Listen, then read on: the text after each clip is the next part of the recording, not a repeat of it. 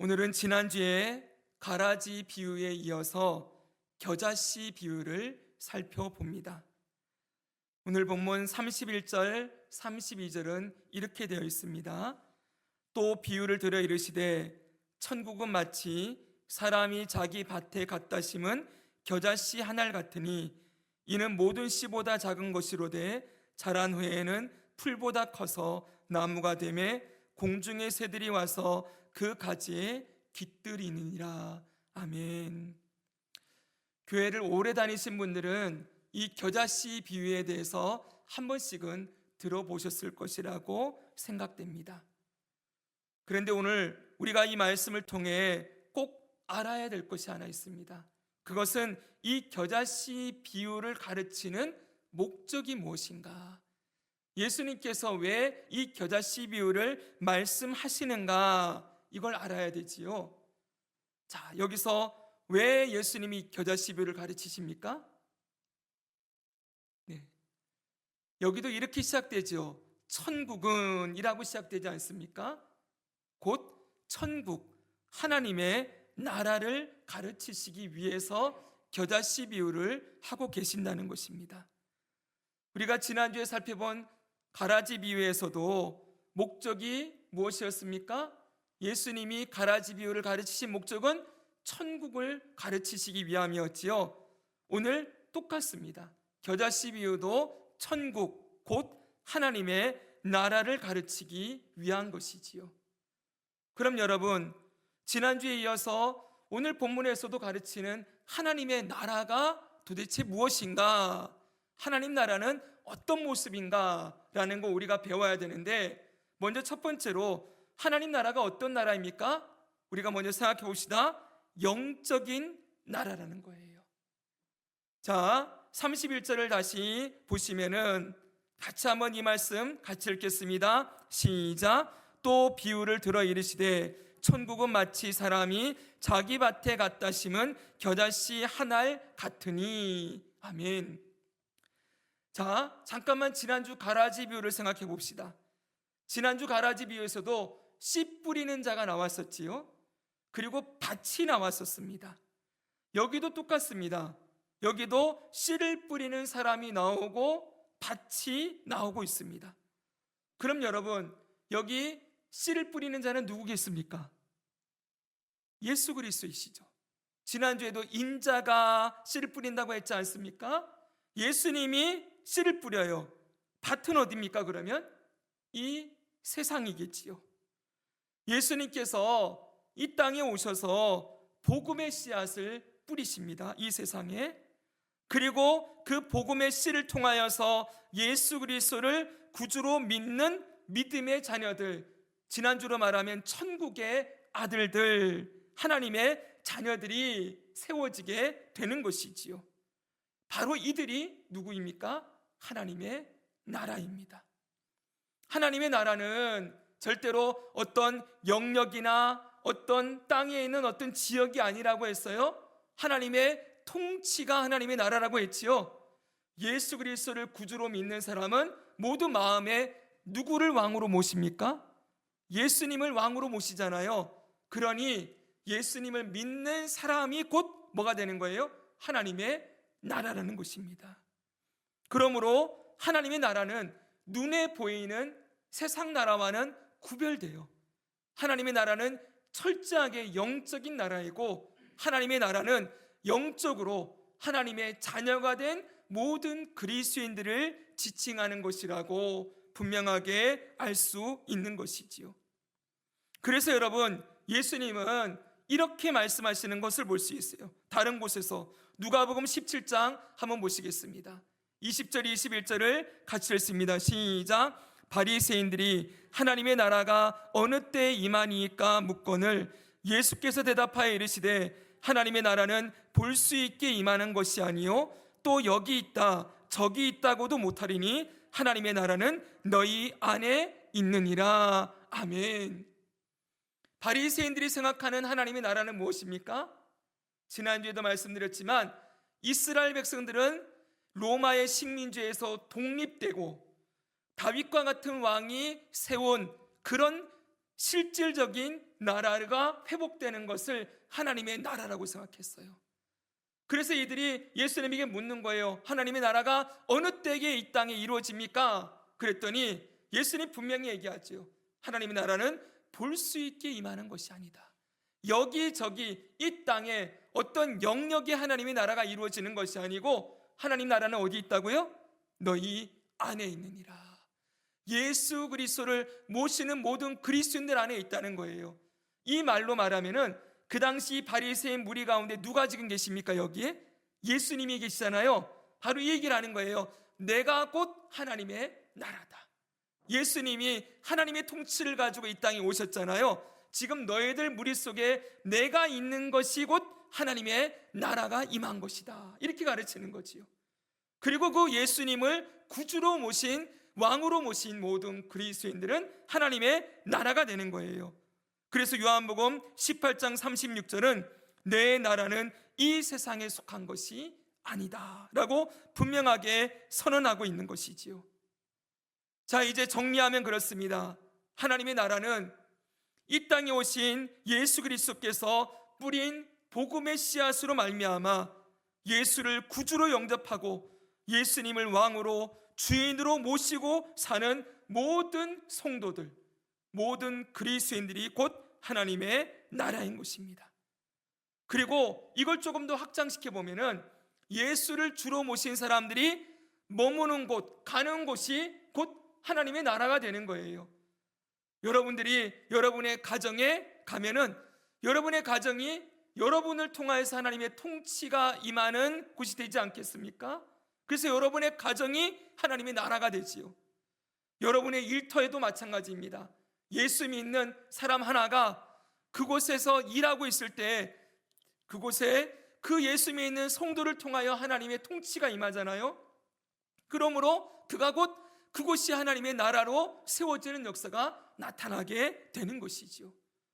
오늘 박광근 집사님께서 우리 교회와 우리 성도들이 이 어두운 세상에 등불을 밝히는 삶을, 또 그 삶을 감당하기를 기도했어요. 여러분, 그게 뭡니까? 그게 하나님의 나라가 세워지는 것이지요. 믿는 자들이 삶의 모든 자리에서 하나님의 통치를 인정하고 그곳에서 하나님을 찬양하고 예수님을 믿는 믿음의 삶을 살아가고 있을 때 그게 곧 그곳에 하나님의 나라가 임하는 역사가 나타나는 거지요. 그리고 무엇보다도 이 땅에 하나님의 나라는 성도들이 모여있는 교회라고 할 수가 있지요. 교회는 하나님의 나라입니다. 왜요? 이곳에서 교회가 뭘 합니까? 모일 때마다 왕이신 하나님을 찬송하고 예수님의 이름을 높이고 예수님 앞에 경배하고 예수님을 구주로 다시 고백하면서 예수님이 우리의 삶의 주인임을 고백하고 찬양하는 일이 교회에서 계속 일어나고 있지 않습니까? 바로 그렇기 때문에 이 교회 공동체가 이 땅에 세우신 하나님의 나라인 것이지요. 그러므로 여러분 기억해야 됩니다. 저와 여러분은 이 세상 속에서 어떤 존재로 살아갑니까? 하나님의 나라로 살아가고 있다. 그리고 이 땅에 세워진 모든 교회들은 하나님의 나라로 세워져 가고 있다라는 것을 잊지 말아야 하는 것이지요. 그래서 여러분, 사도 바울은 빌립보서에서 우리의 시민권은 하늘에 있다라고 말하고 있어요. 그래서 우리는 이 땅에 속해 있긴 하지만 그리스도인들을 많은 분들이 이중 국적을 가진 자 이렇게 불러요. 우리는 대한민국 국민인 동시에 하나님 나라 백성으로서 살아가고 있는 이중 국적을 가진 자이지요. 그러므로 우리는 이 땅에서 하나님의 나라로 살다가 이 땅에 죽으면 어떻게 되겠습니까? 죽고 난 이후에 우리 몸은 잠시 무덤에 들어가지만 우리의 영혼은 우리의 왕이신 예수님과 함께 낙원에서 머물러 있겠지요. 그리고 예수님 다시 이 땅에 오시는 그날 우리 몸도 부활하여서 완성되는 하나님의 나라 새하늘과 새 땅에서 영원토록 살게 되는 것입니다. 이것이 바로 주님께서 우리에게 가르치시는 하나님의 나라인 것이지요. 사랑하는 성도 여러분, 지금 이 땅에 하나님의 나라가 임했습니다. 예수님이 오심으로 하나님 나라가 이 땅에 왔어요. 그 하나님의 나라로 우리가 세워졌고 이 땅에 교회들이 세워져 가고 있습니다. 비록 지금은 지난주에 우리가 들은 가라지 비유처럼 이 땅에 여전히 죄악이 있고 공중의 권세 잡은 자가 사탄의 아들들을, 사탄이, 공중의 권세 잡은 자인 사탄이 자기의 아들들을 만들어내고 있어요. 그래서 하나님의 나라도 있지만 이 세상에 이 사단의 아들들도 함께 이렇게 자라나는 일들이 일어나고 있지만, 분명한 일은 하나님의 나라가 이 땅에 이미 시작되었고 지금도 하나님의 나라가 확장되어 가고 있고, 그리고 마침내 주 예수님 이 땅에 오시는 날 하나님의 나라가 완전히 완성될 거예요. 추수 때가 이르면 하나님의 아들들은 다 거두어서 곳간에 드리고, 그리고 이 가라지들은 전부 모아서 불에 던져지게 되는 일, 이게 하나님의 나라가 완전히 완성되어지는 거죠. 이제 하나님의 백성들만 남게 되는 거예요. 온전히 온 땅에 하나님의 통치를 받는 사람들만 남게 되는 것, 이게 곧 하나님 나라의 완성이라는 것입니다. 이때를 향해 달려가고 있음을 잊지 맙시다. 그럼 여러분, 오늘 이 하나님 나라, 이것을 통해서, 이 겨자 시비를 통해서 할 수 있는 하나님의 나라 두 번째가 있습니다. 그것은 하나님의 나라는 하나님께서 자라게 하시는 나라라는 거예요. 한번 따라 합시다. 하나님의 나라는 하나님께서 자라게 하시는 나라다. 네, 다시 본문을 보십시오. 똑같은 말씀을 계속 읽지만 그래도 한 번 더 읽겠습니다. 또 비유를 들어, 시작. 또 비유를 들어 이르시되 천국은 마치 사람이 자기 밭에 갖다 심은 겨자씨 한 알 같으니 이는 모든 씨보다 작은 곳이로되 자란 후에는 풀보다 커서 나무가 되매 공중의 새들이 와서 그 가지에 깃들이 있느니라. 아멘. 이 비유를 보십시오. 농부가 밭에다가 갖다 심은 씨앗은 겨자씨 한 알입니다. 그런데 어느새 이 씨가 자라서 큰 나무가 된다고 말씀하고 있어요. 조금 이따가도 말씀드리겠지만 겨자씨는 아주 작은 씨앗입니다. 깨알 만한 이 작은 씨앗이 나중에 엄청나게 큰 나무로 자라게 되어지는데, 생각해 보세요. 이 씨가 그 큰 나무로 자라는 일이 어떻게 가능할까요? 이게 여러분, 사람의 힘으로 이 씨를 이렇게 크게 자라게 할 수 있습니까? 없습니까? 없지요. 뭐 물도 주고 비료도 갖다 주고 뭐 잘초 작업도 하겠지만은 이 씨가 큰 나무로 자라게 되는 데는 결정적으로 사람이 기여하는 부분은 하나도 없어요. 이 씨가 그렇게 큰 나무로 자라게 되는 이유가 무엇입니까? 어떻게 그렇게 자랄 수 있을까요? 이 씨 안에 큰 나무로 자랄 만한 생명력이 들어있는 것이지요. 그렇죠, 여러분. 이 씨가 뿌리를 내리고 발화를 하고 자라나고 잎이 무성하게 되어지고 꽃이 피고 열매를 맺고 큰 나무로 자라는데, 그 모든 일들이 어디 안에 들어있는 거예요? 이미 그 씨 안에 들어있기 때문에 그 씨가 이렇게 큰 나무로 성장할 수 있는 것이지요. 이것이 무엇을 의미합니까? 예수님께서 이 땅에 뿌린 이 생명의 씨앗, 이 구원의 씨앗, 이 복음의 씨앗은 그 구원의 씨앗이 자라나게 하는 그 역사까지 그 모든 그 씨앗 안에 들어있다는 거예요. 쉽게 말씀드리면 이 땅에서 이 하나님의 나라가 자라게 되어지는 건 철저하게 하나님이 하시는 일이라는 거죠. 예수 그리스도께서 하시는 일이라는 것을 가르쳐주고 있는 거예요. 이걸 여러분 조금 더 실감나게 우리에게 표현해 준 말씀이 있습니다. 마가복음 4장을 가보겠습니다. 여기 가면은 여기는 겨자씨 비유 앞에 이런 비유가 하나 붙어 있어요. 마태복음에는 없지만 마가복음에는 이게 있습니다. 근데 똑같은 내용이에요. 한번 읽어보겠습니다. 또 이르시되, 시작. 또 이르시되 하나님의 나라는 사람이 씨를 땅에 뿌린과 같으니 그가 밤낮 자고 깨고 하는 중에 씨가 나서 자라되 어떻게 그리 되는지를 알지 못하느니라. 아멘. 씨가 심겨졌는데 이 씨가 어떻게 자라게 되는지 사람은 모른다는 거예요.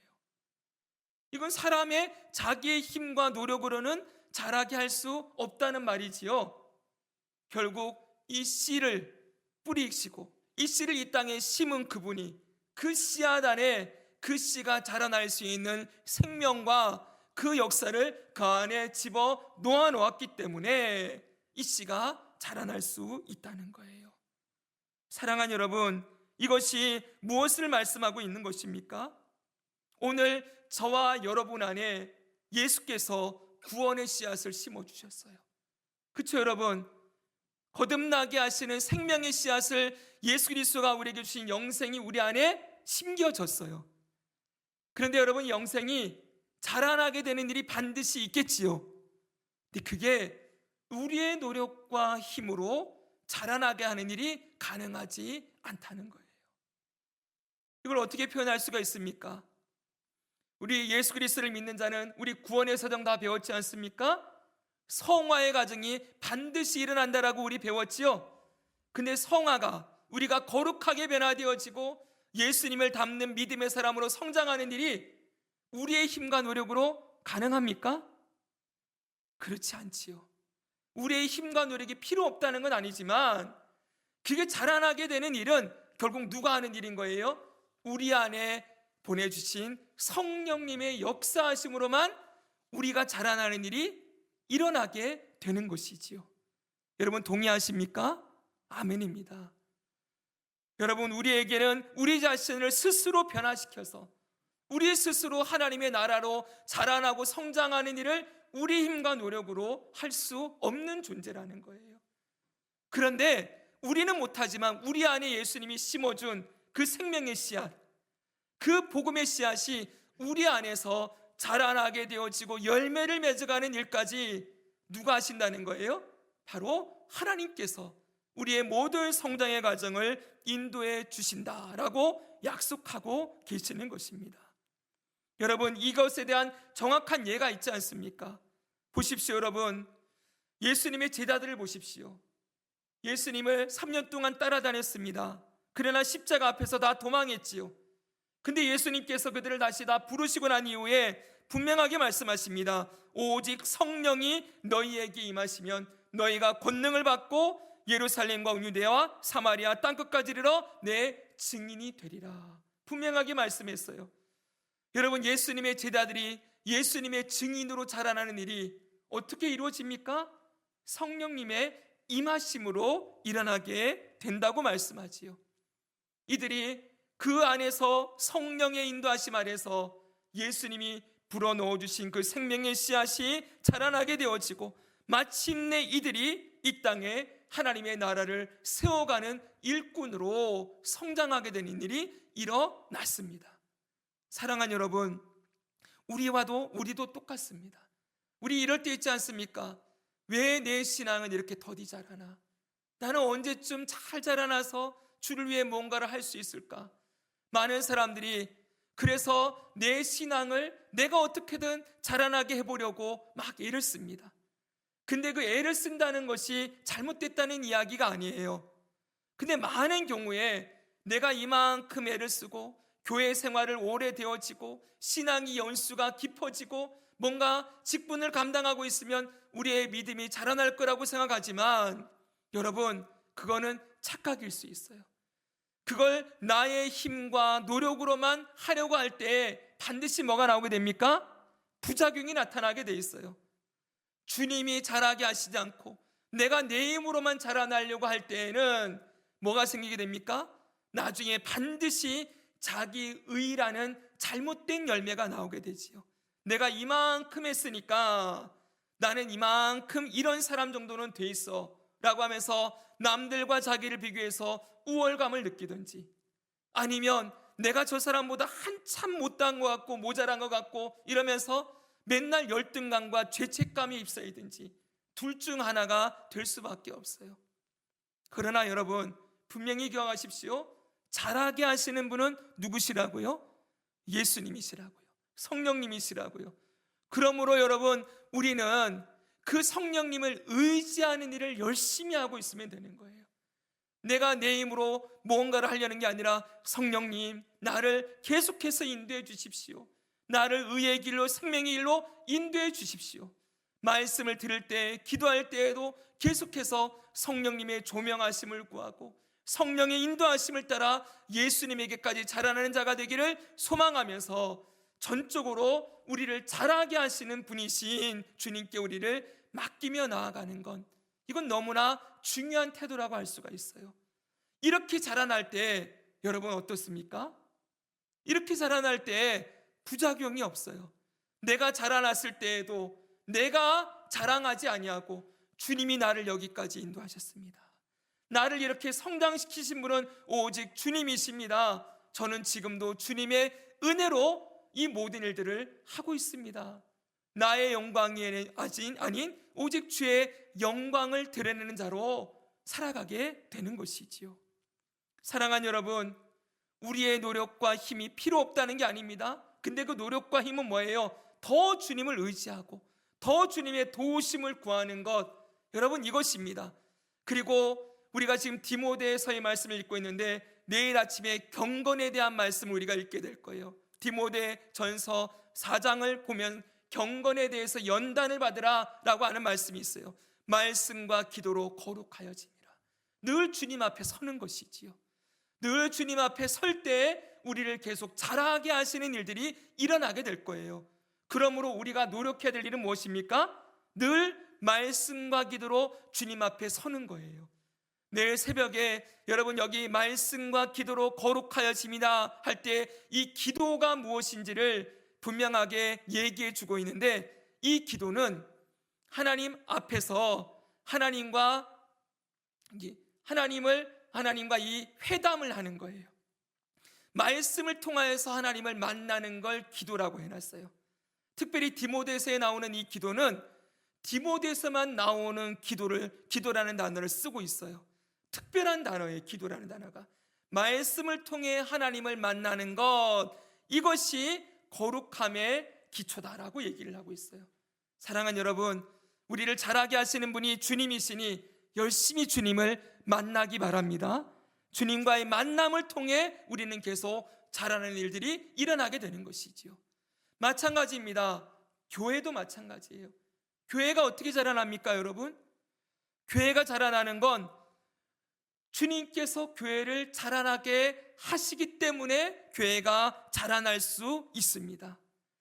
여러분, 교회 안에 성도들이 모여서 우리 교회가 성장하고 자라나게 되기를 늘 기도하면서 나아가는데, 여러분, 자라게 하시는 분은 하나님이시라는 걸 절대 잊으면 안 돼요. 여기 고린도전서의 말씀을 한번 보시기 바랍니다.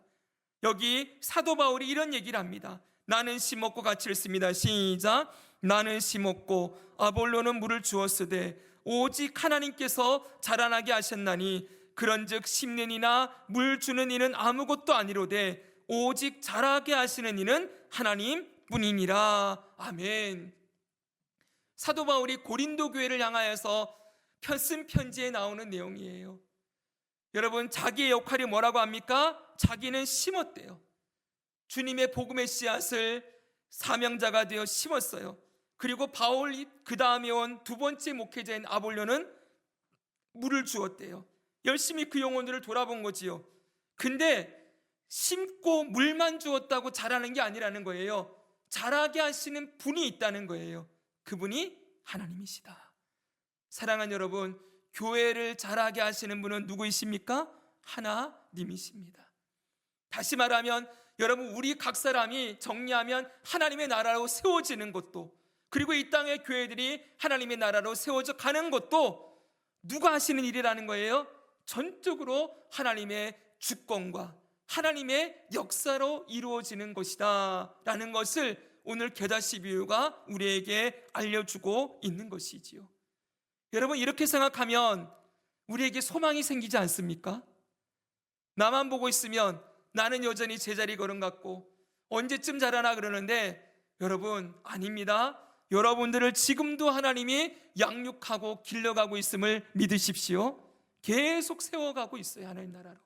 그리고 이 땅의 교회들도 계속 하나님의 나라로 세워져 가고 있는 줄 믿으십시오. 그래서 여러분, D.L. 무디라는 분은 이렇게 얘기를 했어요.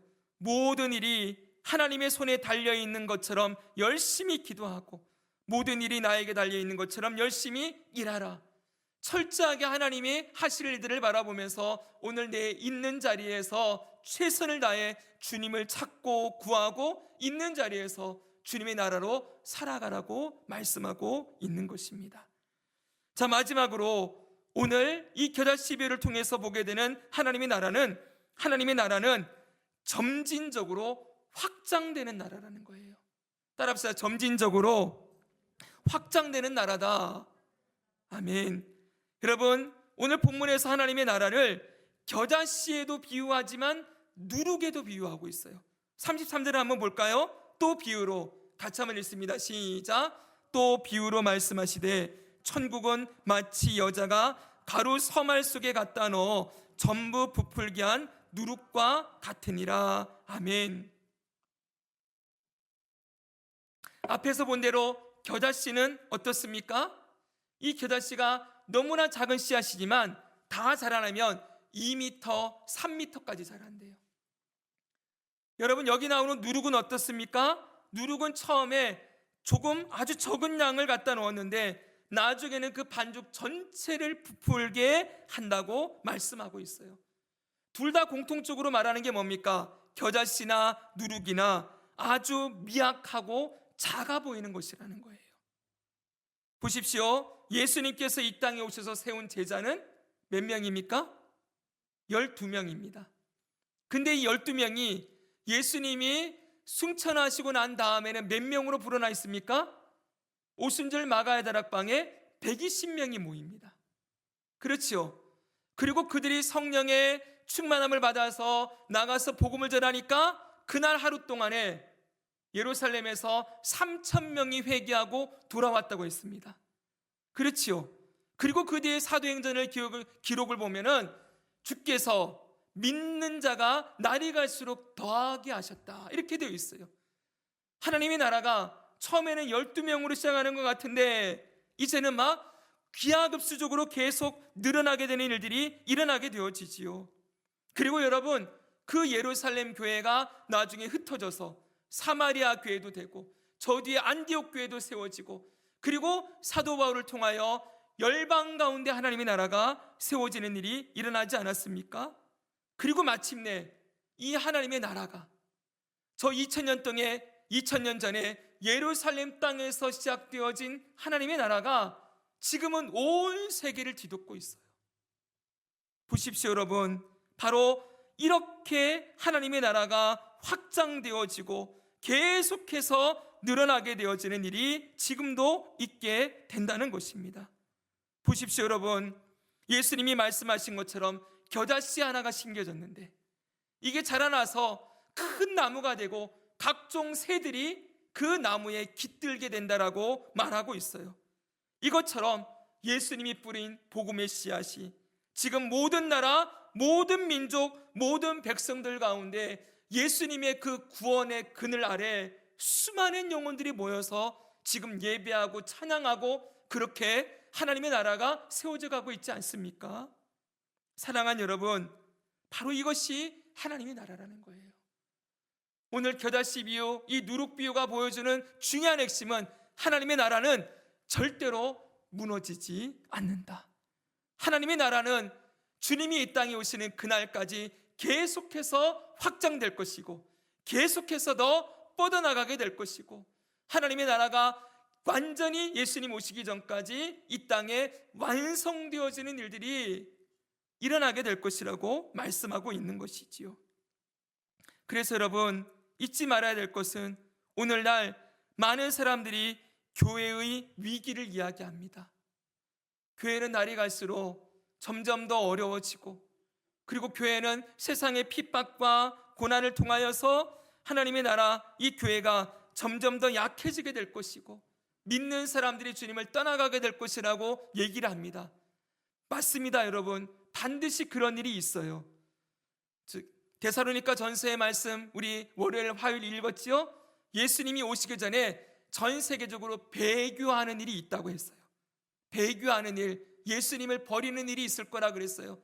그리고 적그리스도가 등장을 해서 많은 사람들을 미혹하는 일이 있다고 했어요. 맞습니다, 여러분. 고난이 있고 핍박이 있습니다. 그러나 그럼에도 불구하고 이 겨다시비를 통해서 말씀하시는 건 하나님의 나라는 절대 무너지지 아니한다.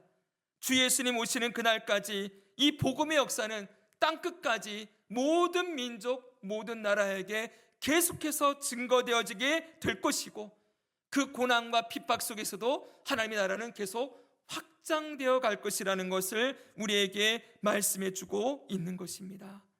사랑하는 여러분, 잊지 마십시오. 우리가 살아가는 이 시대를 중간시대라고 했어요. 따라합시다. 중간시대. 중간시대라는 게 뭡니까? 이미 하나님의 나라가 임했습니다. 그리고 예수님이 다시 이 땅에 오실 것입니다. 하나님 나라가 오심으로 완성되는 때가 반드시 있을 거예요. 시작되었고 끝이 있습니다. 근데 그 중간에 저와 여러분이 살고 있는 거예요. 지금은 어떤 시기예요? 하나님의 나라가 계속 확장되어 가고 있는, 자라나고 있는 그 시기입니다. 여러분, 이 시대를 살아가는 우리들은 이게 정말 자랄까? 정말 이게 열매를 맺을까? 이런 생각을 하면서 고민하지만 여러분, 불안해하지 마십시오. 우리도 예수님의 사람으로 반드시 자라날 것이고, 그리고 열매를 맺게 될 것이고, 저와 여러분도 하나님 나라로, 그리고 이 땅에 세우신 교회들도 반드시 하나님이 주시는 은혜 가운데에서 성장하고 열매를 맺고 승리하고 확장되는 일이 예수님 오시는 날까지 이루어지게 될 줄을 믿습니다. 그러므로 여러분, 우리는 이 중간 시대를 살아가는 우리는 무엇을 하며 살아야 합니까? 우리는 이 땅에 하나님의 나라를 세워가는 일꾼으로 부름받았음을 잊지 맙시다. 따라합시다. 너희는 먼저 그의 나라와 그의 의를 구하라. 아멘. 이것이 다른 게 아니에요. 우리의 모든 삶의 자리에서 하나님의 나라를 세워가는 일을 끝까지 감당하라는 것이지요. 우리가 지난주에도 보았지만 베드로 후서의 말씀은 이렇게 되어 있습니다. 한번 같이 읽겠습니다. 주의 약속은, 시작. 주의 약속은 어떤 이들이 더디다고 생각하는 것 같이 더딘 것이 아니라 오직 주께서는 너희를 대하여 오래 참으사 아무도 멸망하지 아니하고 다 회개하게 이르기를 원하시느니라. 아멘. 사랑하는 여러분, 아직도 주님이 이 땅에 오시지 않는 이유는 아직도 하나님의 나라가 세워져야 될, 하나님의 나라로 세워져야 될 영혼들이 남아있기 때문이에요. 아직도 하나님의 나라가 전파되어야 될 그런 영역들이 남아있는 것이지요. 잊으면 안 됩니다. 주님 오실 때까지 우리가 할 일은 이 땅에 예수 그리스도의 복음의 씨앗을 증거하고 나누어서 한 영혼이 하나님의 나라로 돌아오게 되어지는 것, 그리고 우리가 이 땅에 세워진 우리 교회가 열방 가운데 주의 복음을 계속 흘려보내는 통로의 사명을 감당해서 이 땅에 하나님의 나라를 세워가는 일을 끝까지 감당하는 것, 이것이 이 땅에 하나님의 나라로 세워진 저와 여러분의 사명임을 잊지 맙시다. 사랑하는 여러분, 한 가지 이야기만 해드리고 말씀을 마치겠습니다. 저는 아시는 대로 개척교회 목사의 아들로 살았습니다. 제가 어렸을 때 참 부러워했던 교회들이 있어요. 좀 큰 교회들이요. 재정도 좀 많고 사람도 많이 있는 교회들, 그런 교회들이 너무너무 부러웠어요. 그런데 그런 교회들이 참 많이 했던 일이 뭐냐면, 제가 신학교를 갔더니 때만 되면은 해외로 선교팀을 보내는 거예요. 해외 선교팀을 보내요.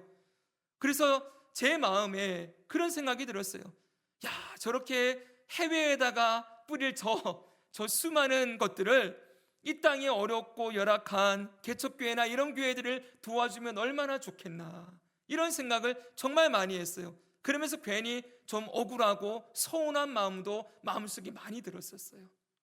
그래서 나는 해외 선교는 그냥 좀 이 잘못된 생각으로 필요 없어, 이 땅에 국내 선교만 해도 할 때가 너무 많어, 이런 생각을 하고 있었던 사람이었어요.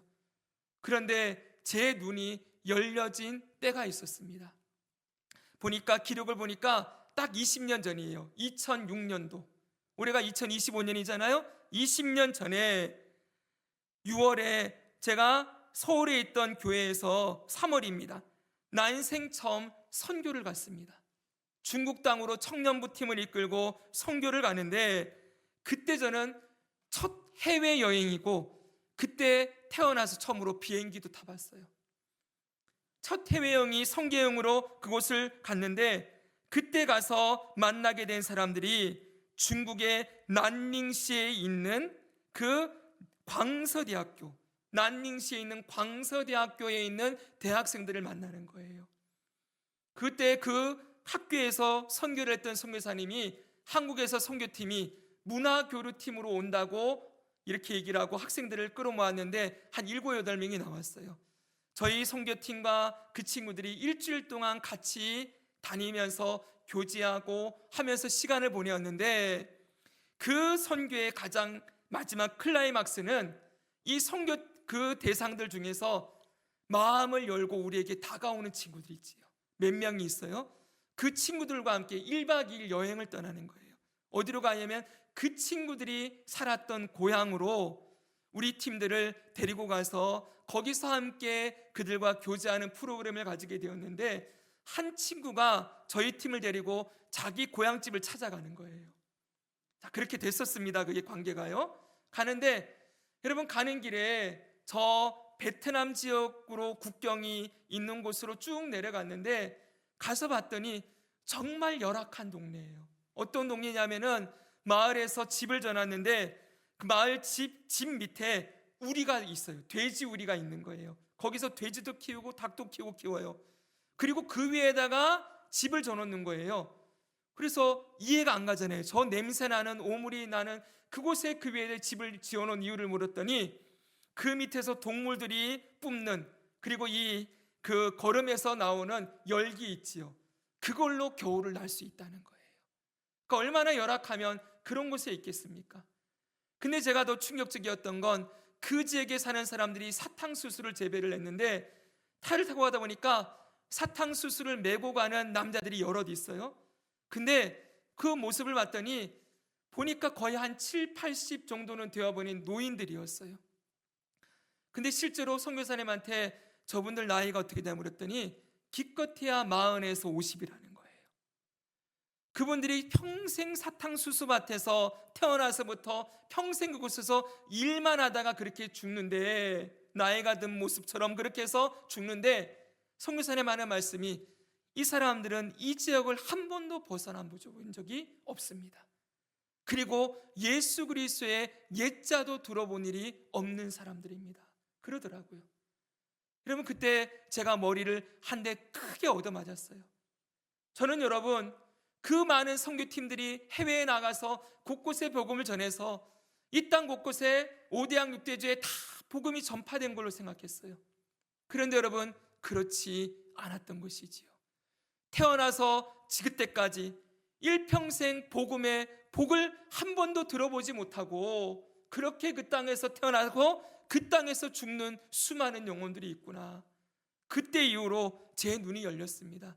그때 주님, 아직도 예수 그리스도의 복음이 필요한 곳이 이 땅에 이렇게 많이 있군요. 그러면서 제가 해외에 나가는 해외 선교에 대한 새로운 눈이 열렸고, 그리고 이후로 주님께서 저를 곳곳에 해외 선교 여행을 다니도록 이끌어 주셨어요.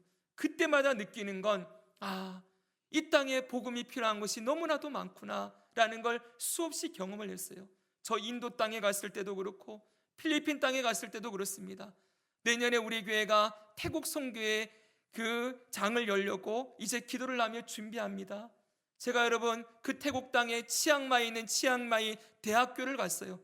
근데 나중에 이명진 선교사님 통해서 여러분이 말씀을 들으시겠지만, 태국 땅에 그 대학생들, 그들이 얼마나 우상숭배와 음란함에 빠져 있는지 생생한 기록을 듣게 될 거예요. 정작 태국 사람들 중에 진짜 태국 사람들을 콘타이라고 하는데, 이들은 1%도 안 된대요. 태국의 콘타이 복음화율은 1%도 안 된다. 그 많은 태국인들 가운데 100명 중에 1명도 아직도 예수님을 믿지 않고 거부하고 있는 것이죠. 사랑하는 여러분, 아직도 이 땅 가운데 주님의 나라, 하나님의 나라를 세워가야 될 그런 곳들이 얼마나 많이 남겨져 있는지 모릅니다. 저와 여러분의 인생에 여러분 정말 중요한 목적이 있다면 다시 말씀드립니다. 먼저 그의 나라와 그의 의를 구하라. 먼저는 우리 주변에 아직도 하나님의 나라를 알지 못하는 영혼들을 위하여 주님의 사랑과 기도로 그 영혼들을 하나님의 나라로 세워가는 일 우리 감당합시다. 그리고 눈을 들어서 이 땅과 열방에 하나님의 나라가 곳곳에 이루어지고 주 예수님 마지막 때 주님이 기다리시는 이 말씀처럼 모든 사람이 회개하여 주님께 돌아오게 되기를 원한다는 이 주님의 마음으로 주님의 나라를 세워가는 일 우리가 감당해서 우리가 주님 앞에 섰을 때 우리의 작은 이 힘과 소망이 주님 앞에 아름다운 열매로 드려져 있는 것을 우리가 보게 되어지고 우리를 자라게 하시고 이 땅에 하나님의 나라를 자라게 하시고 열매 맺게 하신 하나님께 영광을 돌려드리는 그 자리에 저와 여러분 함께 서게 되기를 주 예수님의 이름으로 축복합니다.